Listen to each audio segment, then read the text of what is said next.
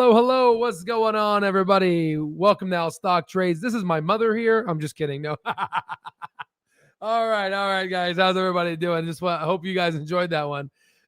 The title of this here is, why do you think I didn't change my price target in the next 12 to 36 months? I'll be dancing like this on my way to retirement, right? All right. So let's go ahead and just, like always, this is not financial advice. We are an educational platform. Lots have happened. Clover Health has been really sending in a lot of PR lately, and they're building a story. Okay. Now, a lot of you guys that know about Clover don't really know behind. I realized today after talking to my Lifetime Access members, you guys really don't know what goes on behind the scenes of a doctor. And, how could you? And why would you? It wouldn't make sense for you to understand what a doctor goes through because you didn't go to medical school.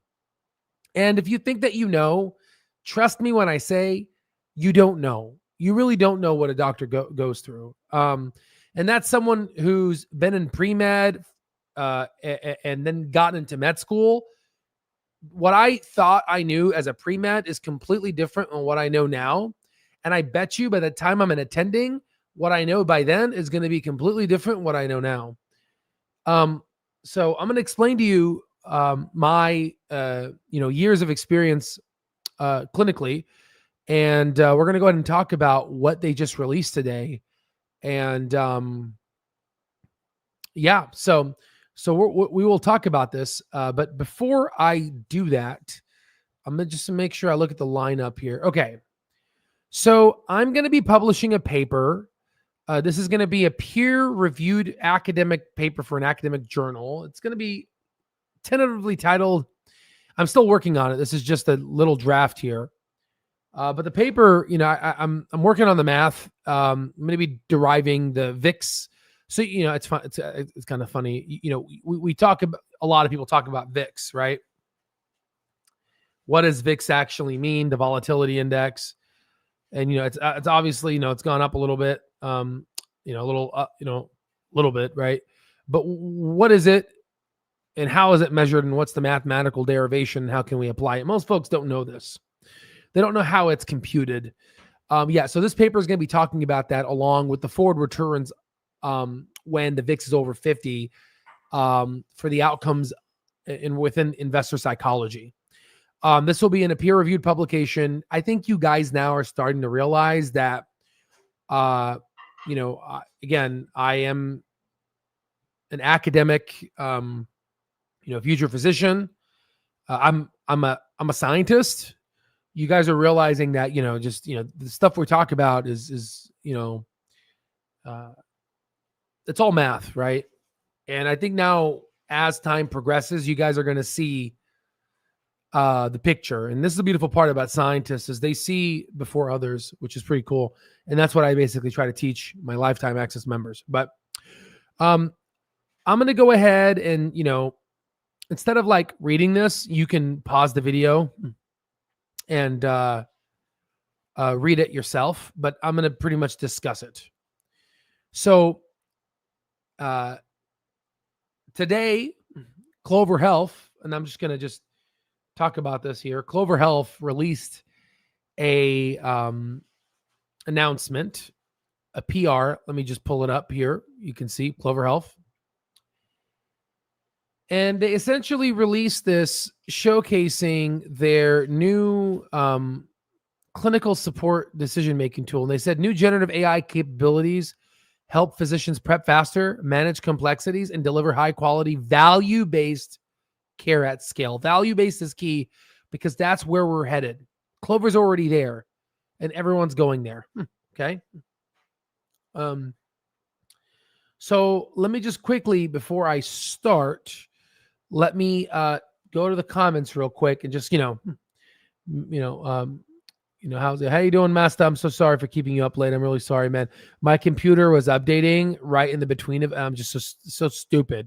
Like it updated without me freaking wanting. So anyway, it's silly, but right? Join AST or you have no hopes beating Wall Street. Honestly, this is coming from a Lifetime Access member. So I'm really excited that again. I'm so excited because it's crazy because like I look at the platform and I'm just like, holy crap, man, we built all this, and you know what's crazy?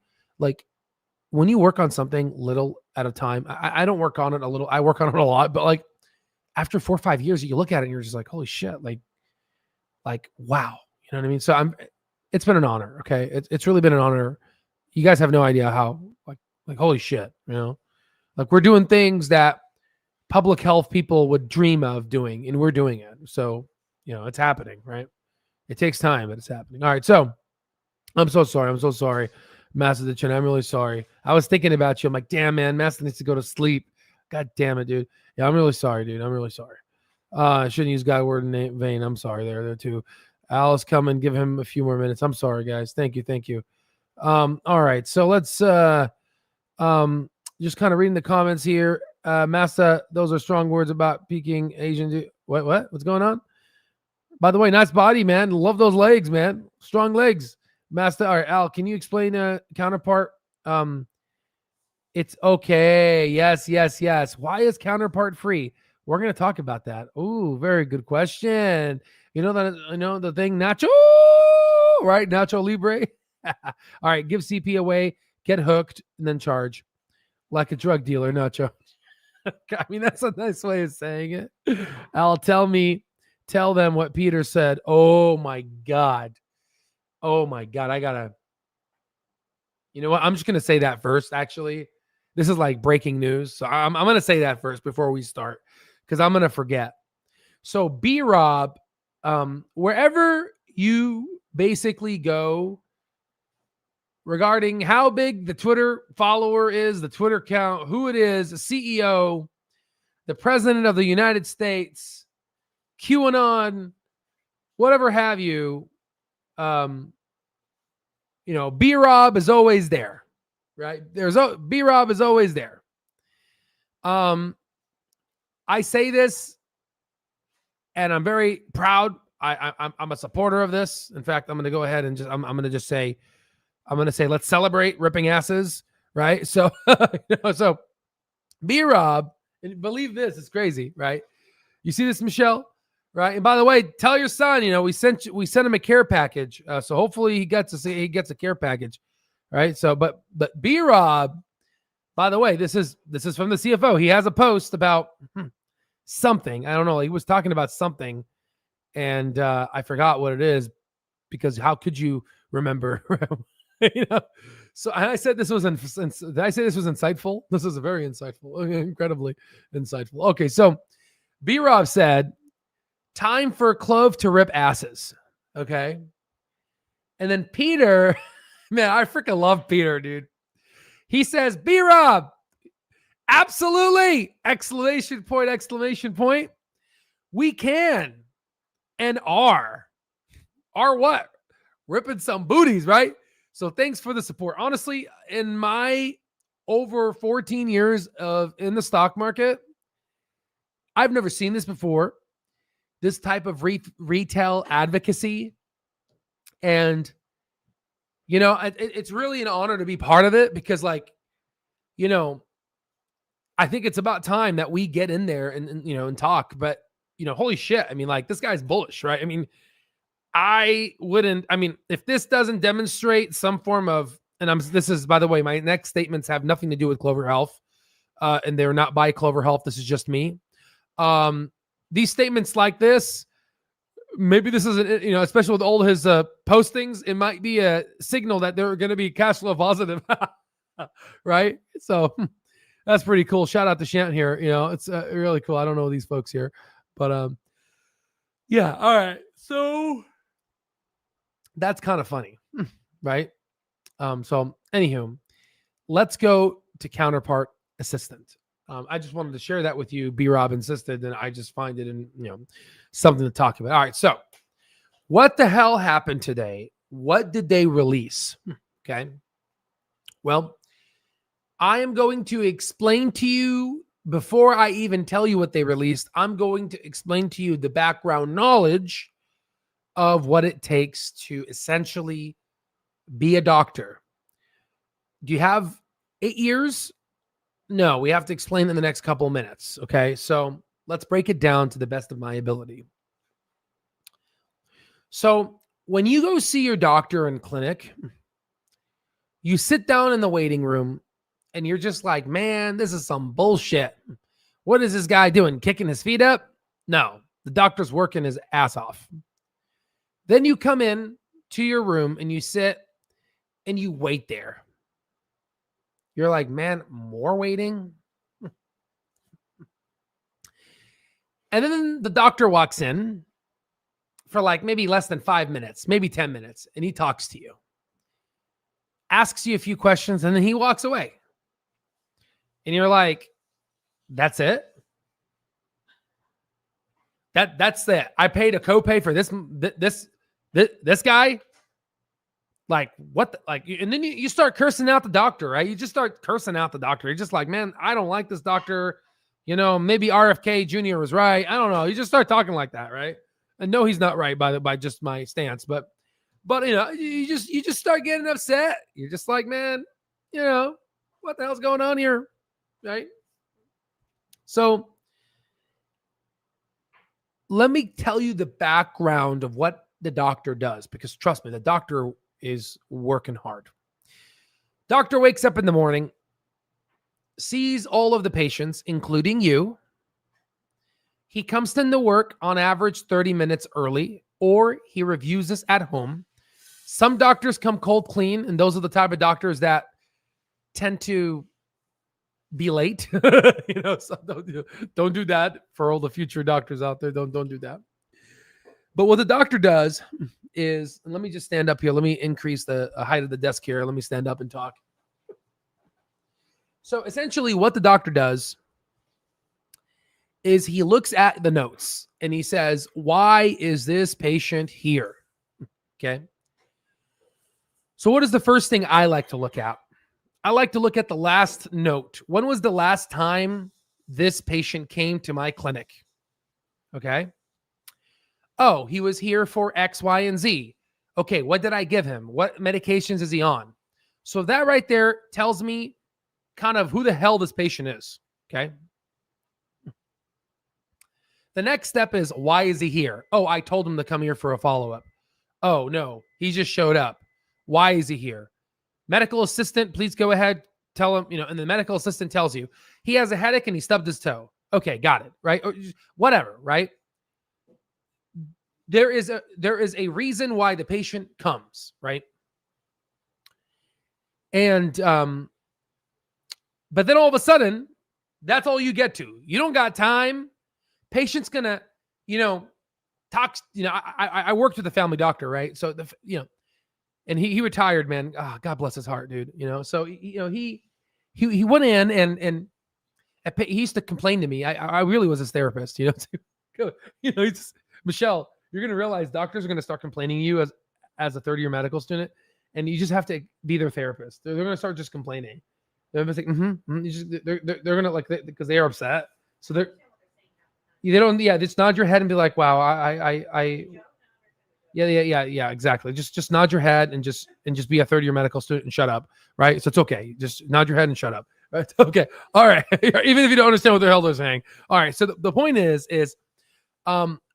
my attending physician was complaining to me, and he pretty much said, I'm just upset. Like, I go into the patient and they tell me, hey, did you look at my lab results that came in a week ago in the inbox? And they're like, no, I did not. I'm busy seeing patients. And the problem is doctors don't have time for that. Okay. Now, some doctors like to review the labs early, but sometimes the labs are not sent in immediately. You have to import them. It's a cluster F. It's a cluster F. Okay. F is a cuss word, right? It's a cluster F. That's literally what it is. Okay. So it's a problem here. Okay. So what I like to do is I look at the patient panel. Okay. I then look, like I said, when was the last time they came here? If they're a new patient, great. My luck. You got to do a whole freaking HPI. You just got to start over, right? If they have some data, great, right? Clover gives you some data, which is a great starting point. But whatever, okay? So you look at that. Then you have to look at the data, all right? When was the last time they got a blood test? What was their blood test? Do they have any imaging? Does the imaging say anything? Stuff like that. What medications are they on? Have they been refilled? Are older medications up to date? Wait a minute. What's this new medication that was prescribed? That wasn't there from my old note. Who prescribed that medication? Oh, crap. I got to go ahead and go to the documentation, and I got to look at all the specialists that this patient has. What? He has a new cardiologist? I didn't do that. Oh, he just went there? Oh, because he went to a hospital?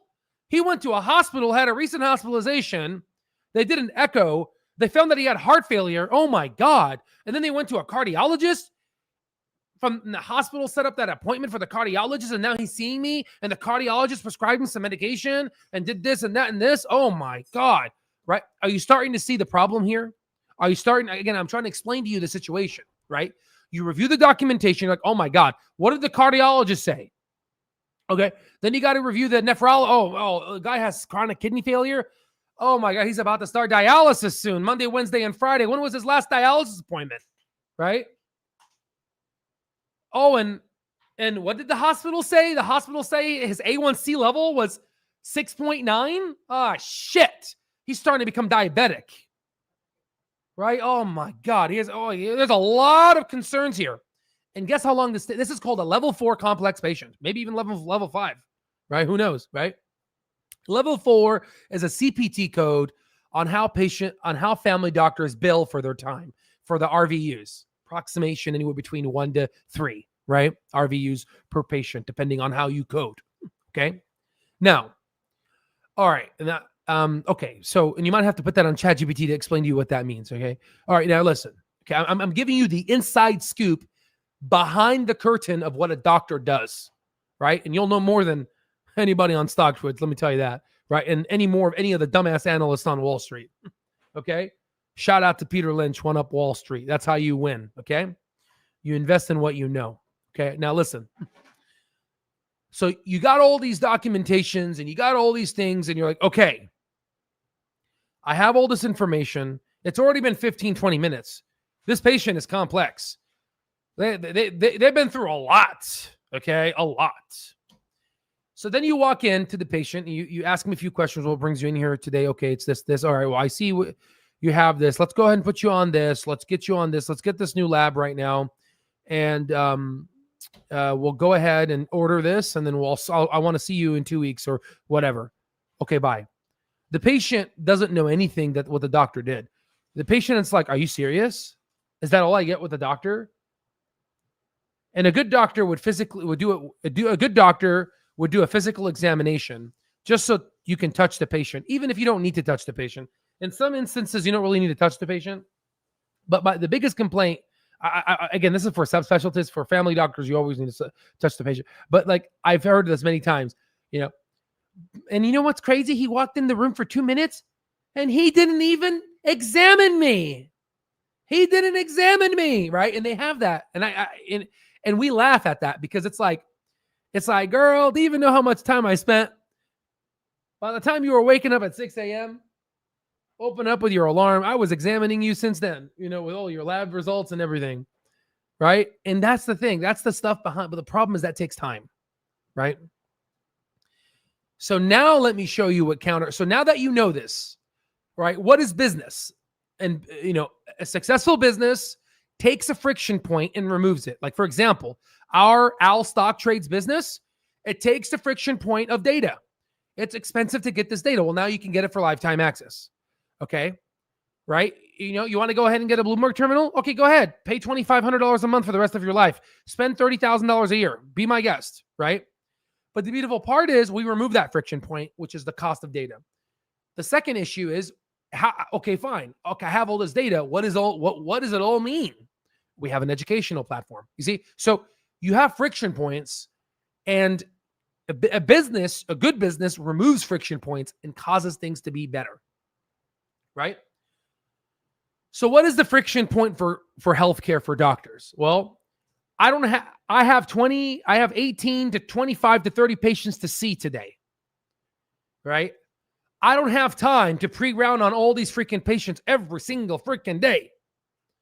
I don't have time. I can't. I can't. Right? So introducing Counterpart. So now let me go ahead and let me explain to you here. You pull up a patient. The patient here is Mary Parker. Okay? This is a fake patient, of course, right? So you talk to it. What medications? So a brief history, right? So you get a brief history. Counterpart says, "Hello, Dr. Allen," right? Let me give you a brief history of Mary. I've pre-rounded on her, and here's what I gathered. Mary had a recent hospitalization for pneumonia and discharge 1 week ago. Citation 1 and citation 2. You can show citations, or you can click on this and click on that, and that'll take you to the exact discharge note. What's a discharge note? Again, I'm giving you guys the information that you don't know if you are not in healthcare. Internal medicine doctors, hospitalists, what they do is, but when a patient gets discharged, hospitalists, what they do is they take all of the information from day one of the hospitalization from the ED doctors. God bless their heart, they admit the patient, right? They take that, they take that and medically manage the patient. Internal medicine doctors admit. Hospitals take over. Let's say a cardiologist, nephrologist, all of them, they start talking. The internal medicine doctors in there coordinating care. He explains he or she or them explains in the discharge note, right? Everything that's included in there. You have all that data, okay? That's what's in a discharge note, okay? It's huge. I love discharge notes. Dude, shout out to all that. By the way, we have a lot of hospitalists and internal medicine doctors who've joined our platform. Shout out to all you guys. You guys are freaking awesome. You guys are freaking awesome. Okay. All right. So now now let's go back to our story. So now that you know what a discharge note is, because it's going to be important, because here's a discharge summary. You're going to ask me, what the hell is a discharge summary? I wish I can show you a real one, but I can't, because there's something called HIPAA. Right. But we can look, I can write an example one, and I can show you for folks that are interested, like, hey, what's in a discharge note, for, just for knowledge here, or people that are doctors or nurses in the chat, just go ahead and explain to people, this is a learning opportunity, right? A life not examined is not a life worth living. All right. So we're in the family clinic office. You got like 25 patients. You got 5 patients waiting outside. They're freaking pissed off. They don't like you. They got, your wife doesn't like you because you come home late and you're worried about primary care. You probably, your whole life is just miserable right now, right? You just like, you're just tired, man. You don't even have a good libido anymore, right? Right. Okay. So, you're just stressed out. Okay. All right. So, life is tough. Here comes Counterpart, your Lord and Savior, Andrew Toy, shining up in the sun with his big, beautiful smile, just shining down on the life that we chose to become doctors, right? And he gives you this wonderful AI that talks to you and says, I've pre-rounded on God bless your heart. Andrew, I love you, Andrew. I freaking love you, man. like you are amazing. Like, I'm telling you guys, listen, for me to have this reaction, to see this, you have no idea how amazing this is. Okay, but we'll go later on this. Let me just explain to you what the hell this is, okay? So this AI talks to you, okay? And then it tells you this patient was hospitalized with pneumonia, and there's a new labs performed during hospitalization. Notably, the A1C was elevated. Holy shit, Mary. Holy freaking shit, Mary. Now I know. Mary, I got to go listen to your lungs, Mary. Mary, I got to ask you, did they give you antibiotics? Did you complete them? Because some patients don't complete their antibiotics. Yes, complete your freaking antibiotics. Don't take 1 or 2 and you start feeling better, and then you don't finish your antibiotics. Complete them. Then you're gonna get resistance. So then when you get sick again, we're gonna have to give you stronger antibiotics until we don't have any more. Right? Don't do that. Don't be stupid. Finish your antibiotics, Mary. Okay? Now, all right. So I have to ask you these questions, right? Then I have to ask her, hey, Mary, what's wrong with your eating? Right? Why is your sugar level up, Mary? We're going to have to look at this, Mary. I don't know, Mary, right? We're going to have to look at the A1C. Now I got to look at creatinine. I got to look at your kidneys because diabetes can affect the kidneys too. Right? You see how this whole thing now changes the whole plan? You see now that we just went from pneumonia. You see, again, Counterpart's giving you a hint. Counterpart, again, this is for the people that understand. I'm trying to connect you the dots so you understand. So you don't say, nobody ever told me this, right? So you understand this, okay? A patient was hospitalized with pneumonia, okay? A primary care doctor is just going to be talking about that. You think my primary care doctor discussed the A1C elevated, and we did have A1C elevated. And I'm a data scientist. You guys know that. I'm published. I work in AI. I told him, my primary care attending, I said, by just letting you know, her GFR decreased by 28%, and it's been a notable increase by the percent slope. He said, what the hell does that mean? That's what he told me.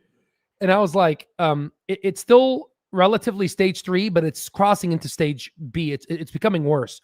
Her kidneys are becoming. He's like, but I don't know what to do for her. I don't know. Okay, well, medical management. You know what I mean? Try to do goal-directed medical therapy by looking at the New England Journal of Medicine and being able to prescribe her all those medications. Again, evidence-based medicine. Okay, but hold on, guys, hold on. Let's go deeper. Let's just go deeper. Right now, we may have prevented an issue for Mary down the road, right?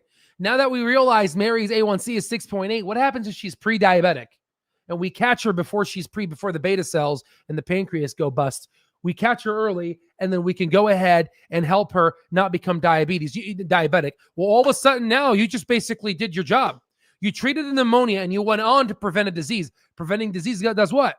It decreases your mortality, morbidity. It helps you not get chronic kidney disease. You know how much money that saves down the road? Are you starting to realize the money saver here? Are you starting to realize this now, guys? Okay, good.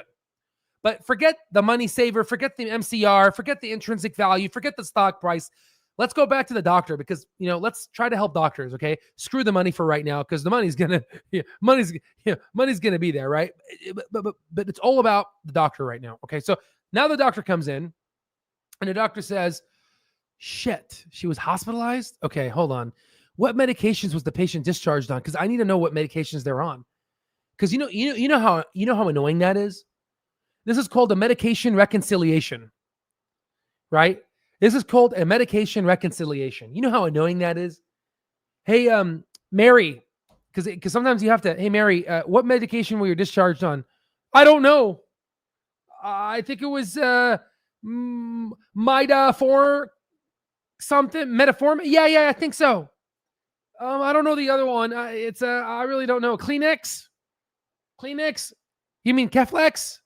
Okay, so the problem is the patient. And do we really expect a 75-year-old to know?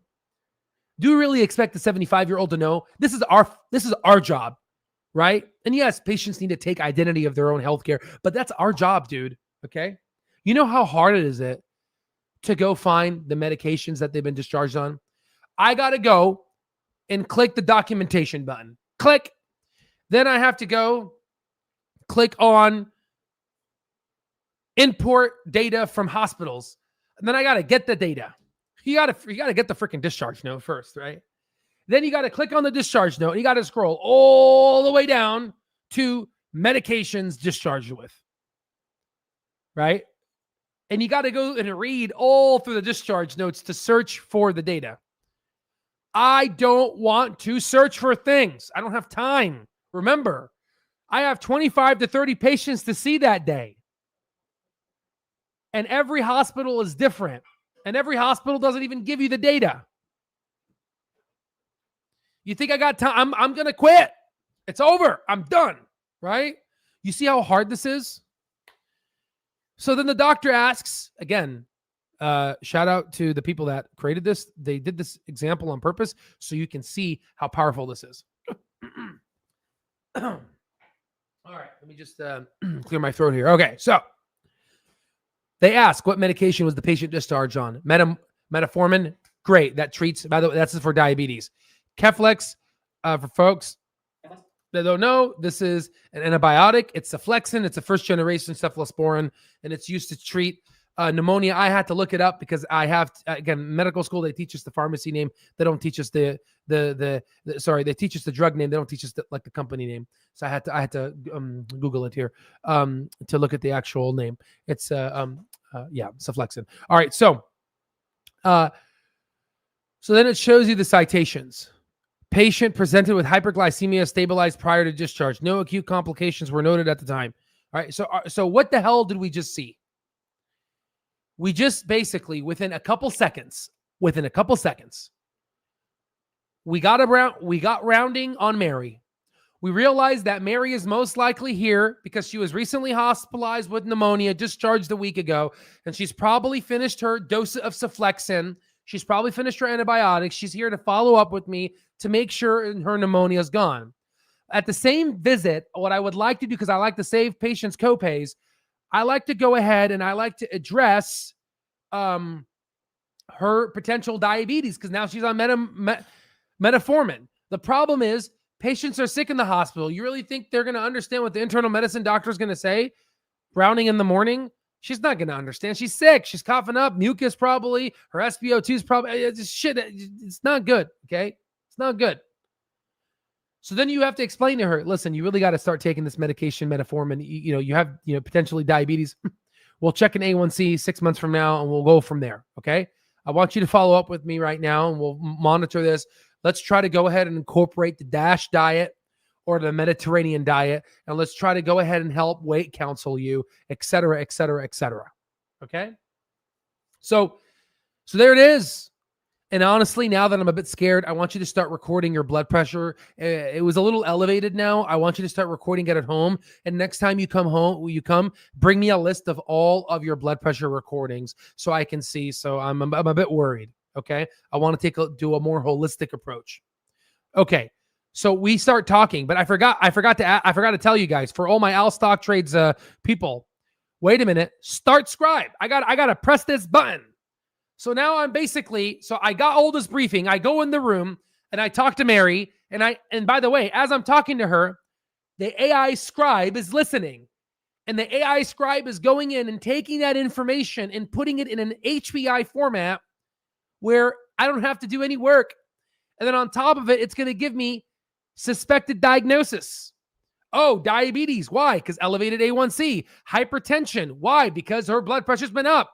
Bone disease. Oh, maybe Mary's a woman and women have problems with their osteoporosis and bones. Maybe she's post-menopausal or she's done with menopause, right?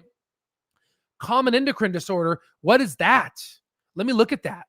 Oh, she needs to do a colorectal cancer screening and type 2 diabetes A1C evaluation. We need to review this meds because she's eligible for conversion to 90 days, which is gonna save her money. It's gonna save her money. Are you starting to realize now the big picture here? Are you starting to realize that they are giving patients superpowers?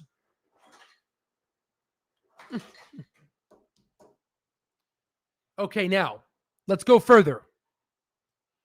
A lot of you guys don't have access to open evidence. I do because I am a healthcare provider.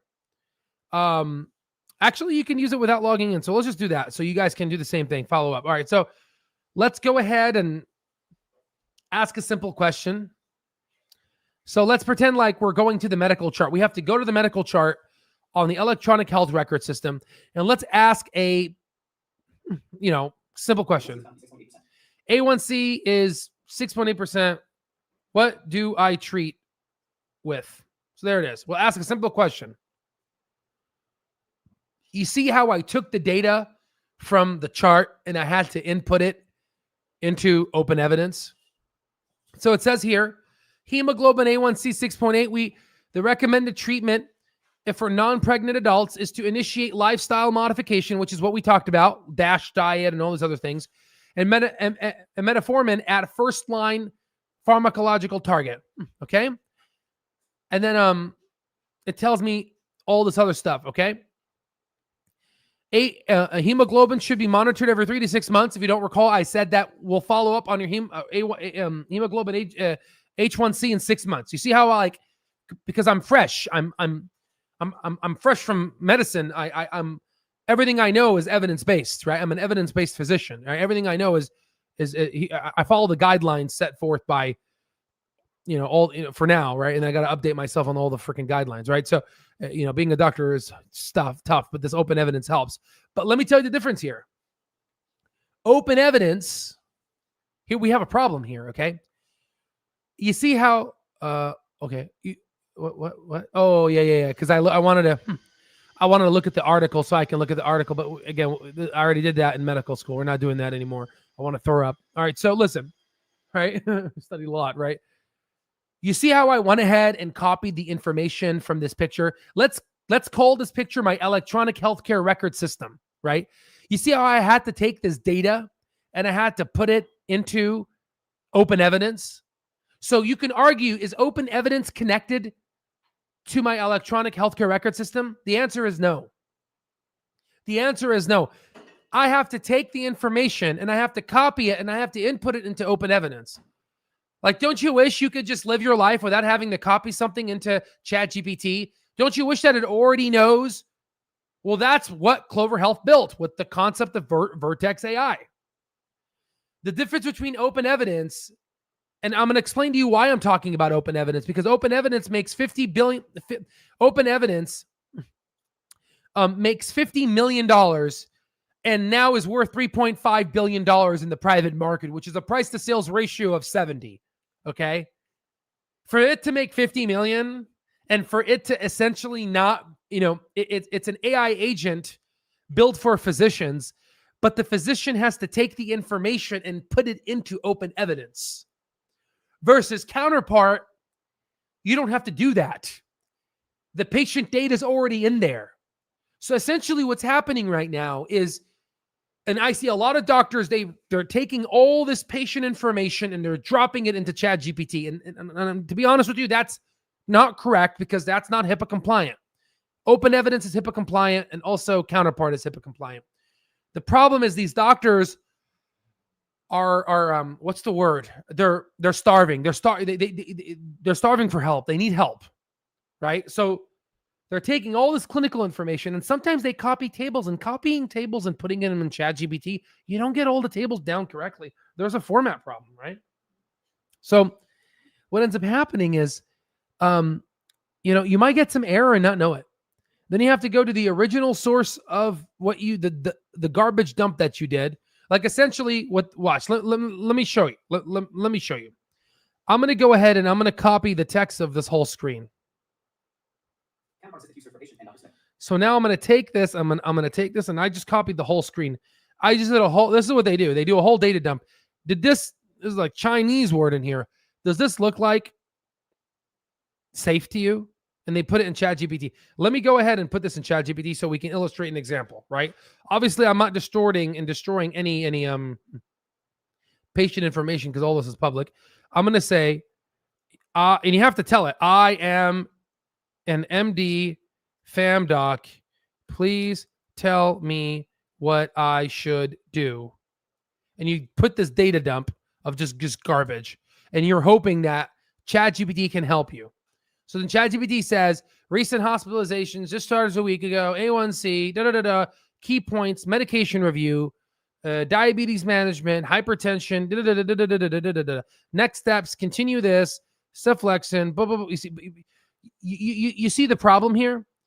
I had to basically copy this information from this data. I had to copy all this garbage, and it still missed things. It missed a common endocrine disorder, right? And I have to put it into ChatGPT. That's the problem. That is the problem right there. Versus Counterpart already has access to the data. They have access to that data. But let me show you something. Let me show you something that you haven't thought of. Remember I told you the internal medicine doctors write the discharge note? How do you think they write the discharge note? They go in and dictate it. And what, in terms of treating this patient, how did they treat this patient? They treated the patient by using open evidence. So they used evidence-based guidelines in this discharge note. But now let me show you something. Who looks at this discharge note? Counterpart. What is Counterpart doing? It's looking at this discharge note and essentially creating neural network pathways through machine learning algorithms to get smarter and better. So what Counterpart's doing now is it's indirectly absorbing open evidence indirectly because doctors are using it. And as it absorbs that, it becomes evidence based on its own. Just like when Grok, Elon's GPT from Twitter, started, when you used to ask it, who are you? He used to say, I am OpenAI. Because Elon used Grok. Elon took Grok and made it basically copy OpenAI and train off of OpenAI. He fixed it. But in the beginning, you asked it, who are you? I am OpenAI, developed, it's like, no, you're not. Oh yeah, I'm sorry. It doesn't know. So that's what's happening right now, where you're getting an indirect transfer of information within this charting system. But now let me tell you something else. Are they connected to do connected care now? Yes. Southern Illinois Clinic? Yes. Indirect from a subdomain analysis, Humana? Imagine those millions of patients. What is going to happen with all of this data compounding and banging into Counterpart? It's going to bang and bang and bang and get smarter. That's your moat. That is your technological advantage moat. Okay? So, okay, fine. They're taking this beautiful capability and they are giving it away for free. So let me show you something. There's a guy named Vinod Kushla. Vinod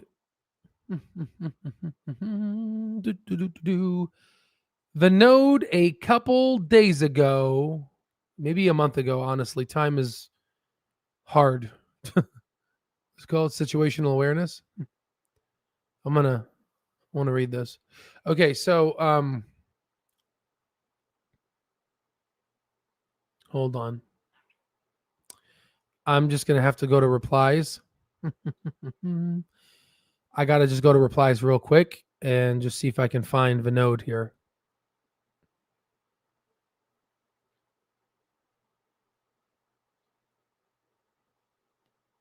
I'm going to look for 5 seconds and I'm going to quit. 5, 4, 3, 2, 1.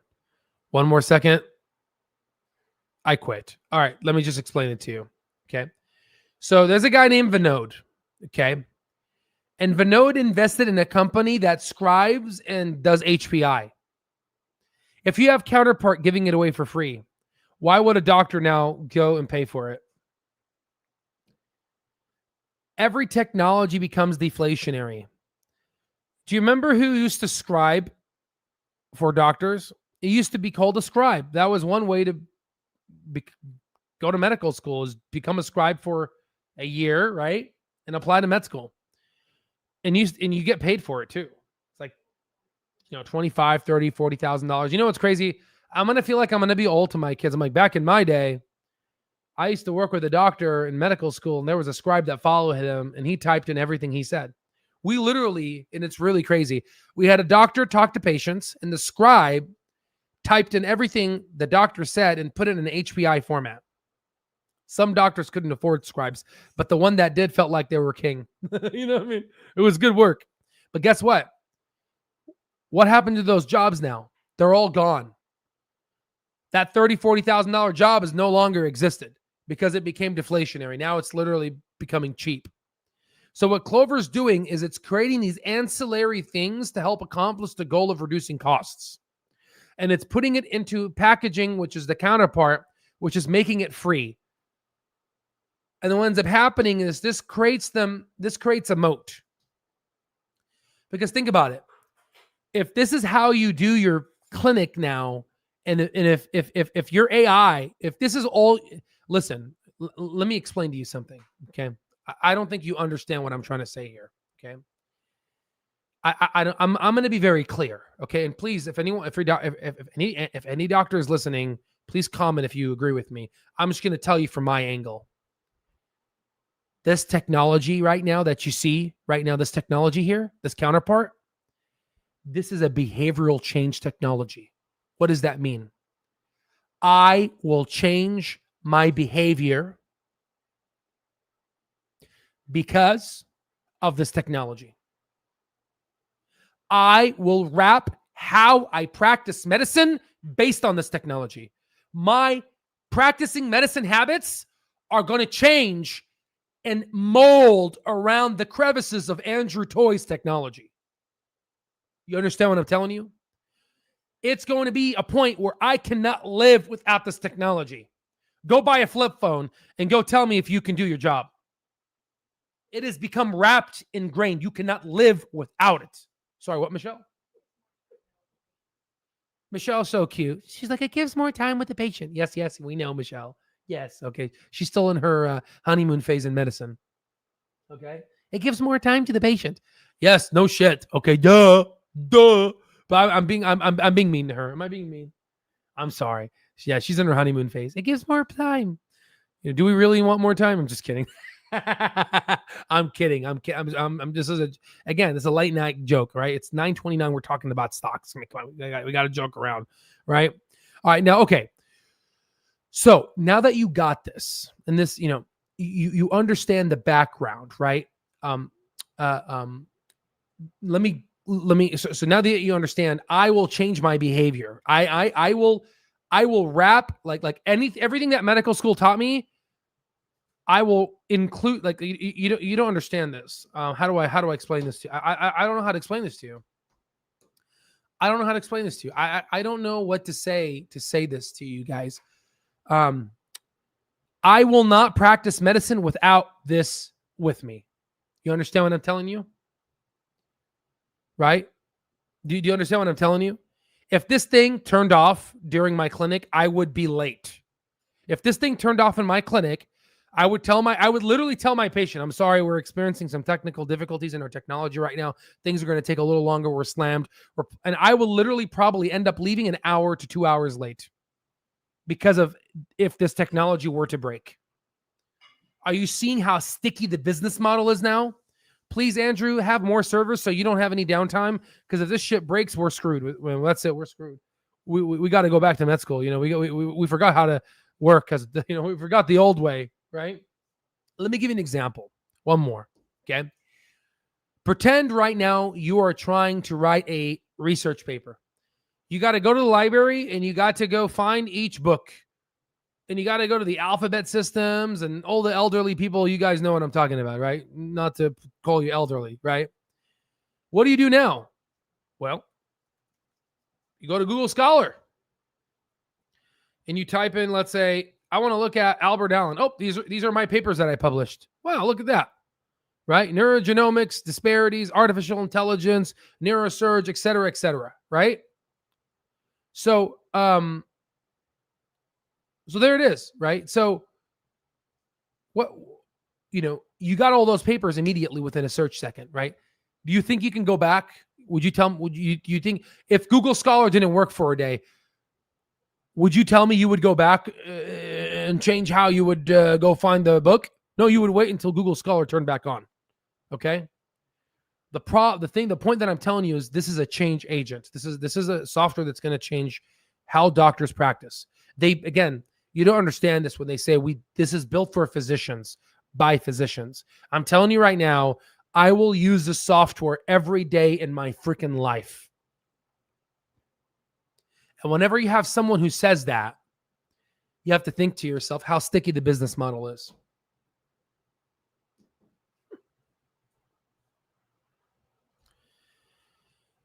I hope that this was helpful. If you go ahead and read everything I just right now said, we touched on every point to nauseam. Let's go ahead and fast forward. We already talked about this. So we talked about this, descending triangle. Yeah. So we had a symmetrical triangle. We broke out. We had a descending triangle. And then what do we do? Let me show you here. So we had the first one. We broke out. Then we had the second one. We broke out. Now you have to ask yourself why I drew this line extra long, because I think this is going to be a future support line. So now we're watching the 50 MA. And if it breaks, we have the support line here. We have multiple 3 levels of support lines here. And then if it goes below that, we're in a downtrend again. I think that we're on an uptrend. I think we're slowly on an uptrend. And here's a little bit more look on the daily. I think the potential this might be an uptrend. Now, hold on. Before I say that, we have to understand the overall consensus here. If you look at the S&P 500, the S&P 500 is currently on a downtrend right now, but it usually bounces off of these things. So right now, we might experience a little bit more pain, but I think we're going to bounce off of this, and it's going to end up basically going down, recovering, right? Now, again, could we go down lower? We don't know, right? But usually it bounces off of that 50 MA, and that seems kind of where we're looking at, right? So I'm not going to talk too much about this. I really wanted to talk more, but unfortunately, I spent a little bit too much time on the doctor stuff. But I think that's important so you guys understand more than most folks. But if you look at the large cap ratio, look at candle mode, look at the large to small cap ratio. This again, you see, this is all Al stock trades. This is all our new software. You see how amazing this is? You see how amazing this software is, right? So, and I made all this, right? So you can see I have a data science background, computer programming background, medicine background, technology background, semiconductor. I mean, you can see I have a lot of backgrounds, right? So you can see here's the 50 MA. You can see there's multiple MAs, right? You have the one right here. So you can see you got to bounce here, right? You got to bounce here. You got to bounce there, and potentially there could be another bounce here. And you kind of already see it, can't you? You kind of already see it. If you zoom in here, you kind of already see this bounce, don't you? You see that bounce? And you can see the RSI is bouncing on it too. And by the way, this takes in 2 datas. This takes in small caps divided by Russell. So this thing decreased, but small caps have been stabilized. So you can see that's why small caps have been rising. But now we're starting to basically consolidate. So could small caps now start falling again? If this goes up, that means small caps might be falling, right? And this kind of gives you the return and whatnot. Okay, so now that we have that, we'll talk about this other stuff later. This tells you, the vertical line marks today's elapsed time since the last selected mode, and the last time we've gone into an oversold territory, which is here, it's been about 4 years, right? And you see how this mathematically solves it, and it gives you the probability of when the next one is going to happen. That's pretty powerful. So what does this mean? Just very shortly, what I'm trying to communicate to you is that we're getting into a point now where we may potentially get into another .com bubble phrase where we're going to get a lot of crazy people starting to invest in stocks. And I think we're going to be ahead of the game. A lot of people now are starting to notice this stock. People are starting to realize it. I think I just got invited to have a talk with one of this gentleman here. Oh, very nice. Yeah, good. Good. We got more people. Yeah, this is very good. I just talked to Jason, telling him thank you for the good job. Yeah, because he needs to balance out the podcast. I think the podcast has become a little too much MAGA. I think it needs to be in the middle. Again, guys, I'm independent. Too much MAGA is bad, and too much liberal is bad. We need to be purple. And the podcast has kind of been a little bit too much MAGA, and it's been kind of annoying, to be quite honest with you. We need to be more balanced, okay? Yeah, so here's top secret stocks. He's wanted to make a video discussion. So I gave him my email, so we'll go ahead. But a lot of people now are starting to realize this is the AI play in healthcare, which is good. Very good, very good. Again, the MACD, again, we published this on. Let me see if I can find it. Where it goes? Let's just go down here. Where is it? Is this it here? Let's load. It's down here. Sorry, there's a little box here. There it is. You type in CLOV. Again, this is all our software here. You type in CLOV. It goes ahead and gives it to you. We go ahead and do candle mode. We'll do the RSI and MACD. We're going to add way more indicators soon, but you can see the MACD now. And again, beautiful interface. Beautiful Al Stock Trades interface, right? All included in lifetime access, right? So you can see here, you zoom in, we're starting to, the MACD, has curled up, and, it's done pretty well. So that's good. We talked about this. Yes, you can see people are citing us. People are citing my work in AI technologies regarding home-based healthcare services, minimized hospital visits, reduced virus exposure. You're starting to realize that, I'm being academically cited, and you're starting to see, I'm an expert in this field, right? So people are going to start putting that together. Again, I only invest in what I know, right? And then it's not just like I'm an investor that just knows that. No, I have the finance under my belt too, right? I know how to essentially do an intrinsic value calculation, read a balance sheet, all these things that finance people on Wall Street do, right? And we have access to all the data, SEC filings, et cetera. A lot, we're going to be over 40%, I think, for institutional ownership soon from just the Class A stocks. How do I do all this? I read books. I enjoy Beautiful View. I sit down and I read. Some wine, little sip here and there, the elixir of the gods, which is usually coffee, but sometimes wine. And I read and I learn. I push myself forward. I look at people of our time the best. And I don't just do university style education. I give you people that make fun of institutions. I give you millionaires and billionaires. I give you the people that taught Warren Buffett to be Warren Buffett. Right? That's the power kind of what we do, of what we do. I teach you about emotional cycles, how people basically start thinking that they actually understand everything in life, when in reality, this is the peak version of idiocy. This is when you're peak stupid. When you start something and you think it's easy, you are stupid. Nothing in life is easy, right? Even being a loser is not easy. It's hard, right? Let that bake into your head for a little bit, okay? And here's the valley of despair. And over time, you get better. We talked about how Vinod said in 10 years, data science will do more for medicine than all of the biological sciences combined. Yes, that is true. We're seeing it now. You're seeing me integrating technologies that if you were to get access to the stock shop, which I have access to, you would have to spend $20,000 to essentially get this information. You're seeing people invest in open evidence when in reality, AI is staring them at the eye. Our SaaS coupon code is going to be expiring in 5 days. Get $1,200 off. Take advantage. Okay? Take advantage. Okay? These prices will go up. It's just the amount. It's just the name of the game, right? This is expensive. I mean, you're seeing we are building a legit product. This is a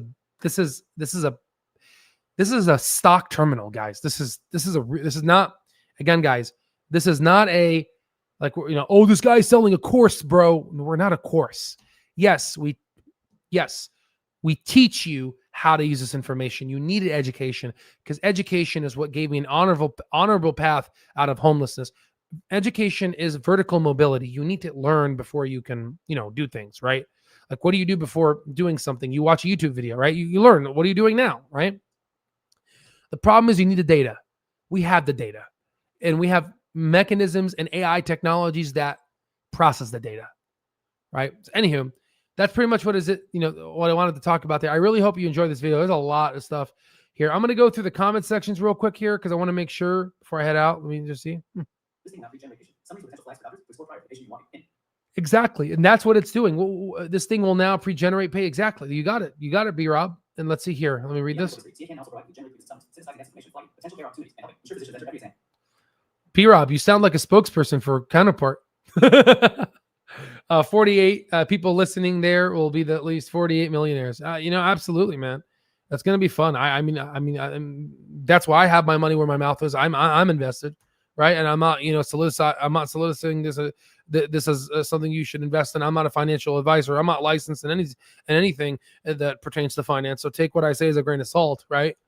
I lost you, bro, with the scientific names. Yeah, you see how I hold back on you guys when I talk to you guys. I don't use all my scientific jargon. There's no need to. I'm not trying to say, oh, look at me, I am so smart.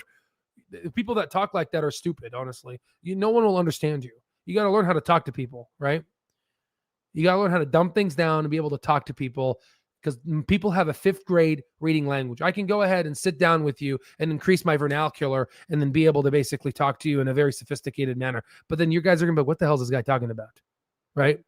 Am I going to change lives? Yeah, we'll leave the nice talking to the people in institutions and their ivory effing towers, right? I was just talking about info data doctors use to diagnose. Exactly. Yeah, absolutely. It sounds like you've taken a page or two from Clove and you're collecting information, sir.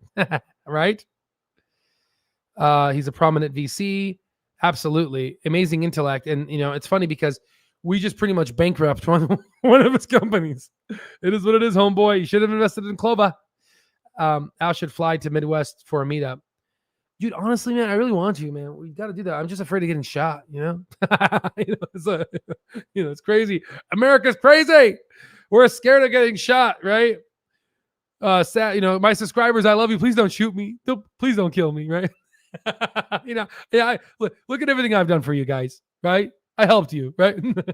It's just crazy, man. It really is crazy what's happening in the US. Like, holy shit, man. You know what I mean? SaaS revenue is compounding, sticky, and predictable. Buffett and Graham would have seen a cash machine. And who do I follow? You got it. You got it, man. You got it. Doug of Dougs, the king of Dougs, the smartest Doug of all the Dougs of all the worlds, of all the metaverses. You got it, man. You got it. Right? You got it right here. Al strips away the noise so physician. Oh, Al, I thought you said me. I don't do that. AI does. It's kind of funny. AI and Al, right? It sounds so narcissistic, right? So strips away the noise so physicians can tune in into the signal, the patient, right? More empathy, trust, and core integration across the. Absolutely. Good night, my friend, right? Absolutely. So that's it, guys. I hope that this was a good video breakdown. You can see I'm very passionate about this. This is literally providing primary care doctors with superpowers. And I'm investing in this disruption. So we'll go from there. And just letting you know, just so you know that I know that you know that I know, and everyone knows, I am going to essentially be dancing my way into retirement. And later on, when this stock explodes, I am going to be enjoying this nice dance here. And this is how I'm going to be dancing, guys. God bless you all. And I'll see you on the next one, right? Let's have some fun.